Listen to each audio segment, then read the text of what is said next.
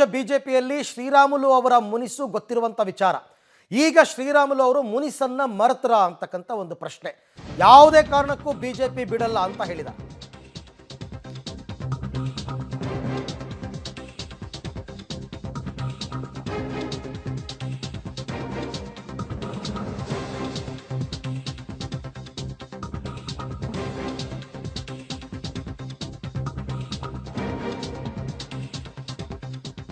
ಎಲ್ಲ ಪಕ್ಷದಲ್ಲೂ ಅಸಮಾಧಾನ ಅನ್ನೋದು ಸಾಮಾನ್ಯ.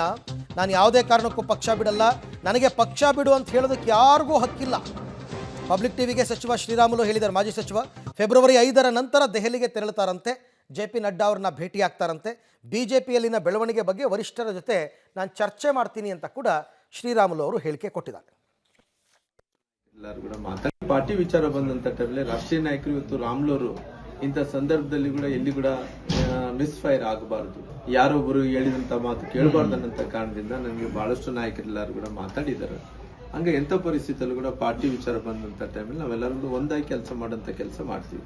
ನೀವು ಯಾವುದೇ ಕಾರಣಕ್ಕೂ ಪಕ್ಷ ಬಿಡಲ್ಲ ಸರ್? ಪಕ್ಷ ಬಿಡಂತ ಪ್ರಶ್ನೆನೇ ಬರಲ್ಲ. ಯಾಕಂದ್ರೆ ಪಾರ್ಟಿ ಅಂದ ತಕ್ಷಣ ಮುಂಚೆಂದು ಕೂಡ ಪಾರ್ಟಿಯನ್ನು ಕಟ್ಟಿದೀವಿ, ಕೆಲವೊಂದ್ಸರಿ ಅಧಿಕಾರಕ್ಕೆ ಬಂದಿದ್ವಿ, ಕೆಲಸಗಳಾಗಿ ಕೆಲಸ ಮಾಡಿದ್ವಿ. ಪಾರ್ಟಿ ಇಷ್ಟೊಂದು ಮಾಡಿದಂತ ಟೈಮಲ್ಲಿ ಕೂಡ ಪಾರ್ಟಿ ಬಿಡಂತ ಪ್ರಶ್ನೆ ಇಲ್ಲಿದೆ. ಪಾರ್ಟಿ ವಿಚಾರ ಬಂದಂತ ಟೈಮಲ್ಲಿ ರಾಷ್ಟ್ರೀಯ ನಾಯಕರು ಇವತ್ತು ರಾಮುಲು ಅವರು ಈಗ ಶ್ರೀರಾಮುಲು ವಿರುದ್ಧ ಯಾರ್ಯಾರು ಮಾತನಾಡಿದ್ರು ಅವ್ರಿಗೊಂದು ಎಚ್ಚರಿಕೆ ಕೊಟ್ಟಿದ್ದಾರೆ. ನನಗೆ ಪಕ್ಷ ಬಿಡು ಅಂತ ಹೇಳೋದಕ್ಕೆ ಯಾರಿಗೂ ಹಕ್ಕಿಲ್ಲ. ಪಕ್ಷದ ವಿಚಾರ ಅಂತ ಬಂದಾಗ ನಾವೆಲ್ಲರೂ ಒಗ್ಗಟ್ಟಿಂದ ಕೆಲಸ ಮಾಡ್ತೀವಿ. ಸಣ್ಣ ಪುಟ್ಟ ಅಸಮಾಧಾನಗಳು ಒಂದು ಪಾರ್ಟಿನಲ್ಲಿ ಇದ್ದೇ ಇರುತ್ತೆ. ಯಾವ ಪಾರ್ಟಿನಲ್ಲಿ ಇರಲ್ಲ ಹೇಳಿ? ಇದ್ದೇ ಇರುತ್ತೆ. ಹಾಗಾಗಿ ಮುಂದಿನ ದಿನದಲ್ಲಿ ಎಲ್ಲನೂ ಸರಿಪಡಿಸ್ಕೊಂಡು ನಾವು ಹೋಗ್ತೀವಿ ಅಂತ.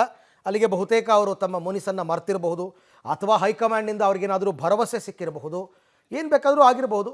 ಬಟ್ ಅವರು 5ನೇ ತಾರೀಕು ಆದಮೇಲೆ ಡೆಲ್ಲಿಗೆ ಹೋಗ್ತೀನಿ ಅಂತ ಹೇಳಿದ್ದಾರೆ. ಈಗ ಯಾಕೆಂದರೆ ಇದು ಡೆಲ್ಲಿ ಎಲೆಕ್ಷನ್ ಇದೆ, ಪಾರ್ಲಿಮೆಂಟ್ ನಡೀತಾ ಇದೆ ಸೆಷನ್ನು. ಸೊ ಹಾಗಾಗಿ 5ನೇ ತಾರೀಕಿನ ಮೇಲೆ ನಾನು ಹೋಗಿ ನಡ್ಡಾ ಅವ್ರನ್ನ ಭೇಟಿಯಾಗಿ ಬರ್ತೀನಿ ಅಂತ ಹೇಳಿದ್ದಾರೆ.